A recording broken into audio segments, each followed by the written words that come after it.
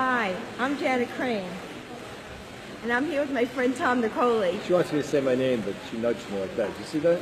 I did. I nudged him to say his name because he always starts his little talks, his FaceTimes with, "Hi, I'm Tom Nicoli." I never tell you who you are because you're on my page. So we're kind of drinking our afternoon cup of coffee, and we're going to talk about expectations, disappointments, and how you get over them so that you have the right attitude to move on. And that, let's say you are really disappointed. I believe in pity parties. I believe in upset. I just think that you have to have an ending time. And Tom is going to teach you how to do that ending time. You want to feel bad. But figure out you're going to feel bad for half an hour, and then it's time to move on. Go. This is true. So expectations, what are they really? It's a fantasy.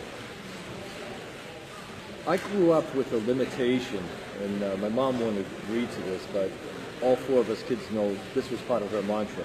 Don't expect anything, then you'll never be disappointed. However, expectations are good, but if you have expectations that are set too high, they may be unreasonable. So the word here for expectations would be reasonable. What are reasonable expectations? Well, unreasonable, let's do it this way, would be that which is almost fantasy-based, that which is most unlikely, that is maybe going a little too far. So your expectations can be set, but also this is what's going to help take away the frustration, the tension, the stress, the whatever it is that's going to happen that's going to be negative and actually cause you some issues and problems to some degree. And that is to have an expectation. However, to understand and realize our true position as we navigate this thing called life, that though we may set up a plan, we may set up an expectation, how and when it arrives is mostly divine, universal. And I'm talking about more like a quantum physicist about the study of energy and how this energetic interaction you have of those thoughts and feelings with your expectations could actually shoot you in the foot. So I set expectations, and I have grand expectations, but then I get neutral, and I know it's not up to me to be aware and have insight and foresight and not just live with hindsight, and to have acceptance. To accept a time frame and an outcome that could be better than the expectation I set, because I'm allowing the powers that always help us and assist us to get somewhere to be part of this all and not be in the way thinking I'm going to do it all on my own. Exactly. And I think, though, the best thing about expectations is it leads to anticipation.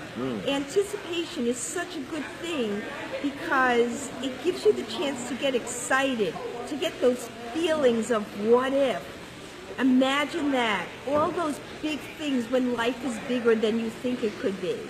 So what I think we both agree on is that it's not that expectations is a bad thing or that we're attaching a bad thing to it. But there also has to be a point of saying, I am going to, instead of expect this, I'm going to imagine the possibility. Right. Nice language. The anticipation of it is what leads to that feeling, that excitement, that thrill, that awe, which is so important. I believe that's what keeps you young. Yeah. If you don't have that excitement, that little bit of butterflies in your stomach, or what if, the unknown, this is an adventure, then it doesn't give you a chance to get your body ready, to get those chemicals ready to say, oh my God, what's going to be? It's so much fun.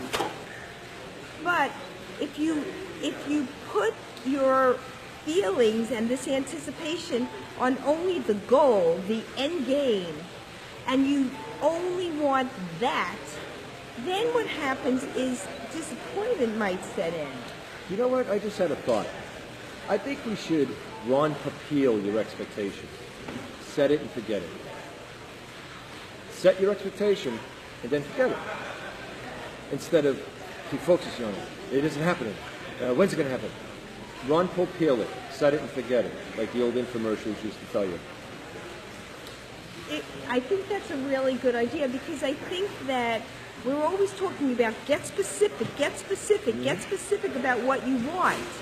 However, you can be specific about the vision of it. Which you should. Because if you want $1 million, be clear. How much money do you want? You want $1 million, $2 million? If you just want wealth, what does that mean? You need to be specific. But if you say, I only want $1 million by selling this one product, well, then your expectation might be off. It might not be where you want it to be. Mm-hmm. So I think expectations are a good thing because they lead to anticipation, they lead to action, they lead to that feeling. However, if you get too close-minded at the very end of the end game, disappointment could just set in, right? Absolutely, and it's self-imposed disappointment. Set it and forget it. Yeah, set it and forget it. And I think that like every morning, there's different things when you first wake up. You know, whatever prayers you want to say, whatever expectations you want to set for the day. But I think that the benefit of setting expectations in the morning is it kind of guides your day of, this is what I'm hoping for, this is what I'm expecting to happen, and it starts the juices going about how amazing the big day is going to be. That's when you can set it or forget it. And then I think for me, the next thing I need to do is be thankful. Because for me, grateful means what am I thanking? Sometimes I look in the mirror and I'm like, oh, my legs look fat. And then I think, oh my God, thank God they're going to take me out to walk wherever I need to walk today. Mm-hmm. And I think that if you follow expectations with thankfulness, then you're getting yourself in the right mindset to the possibilities of what the day could bring. You know what I'm gathering as you're saying what you're saying? That this form of expectation is intentional. The expectation that's negative is the overwhelming, unreasonable, as I started with, more fantasy-based, way, though I believe in grandeur, but maybe too much too soon, or whatever the phrase may be that fits. But this way of expecting is intended. You set your expectation like you set your intention, so maybe we could use those words interchangeably in this message. And that's when you can set it and forget it as you should. But if you're setting expectations that you keep thinking about constantly, you're actually doing what we call being in the way. Get out of your own way and let it go. It becomes limiting. And be grateful for it before it comes, because that will be the payment anyway. And if you already think the payment, well, it's kind of owed. Exactly. Exactly. So have a really great day. We'll see you soon.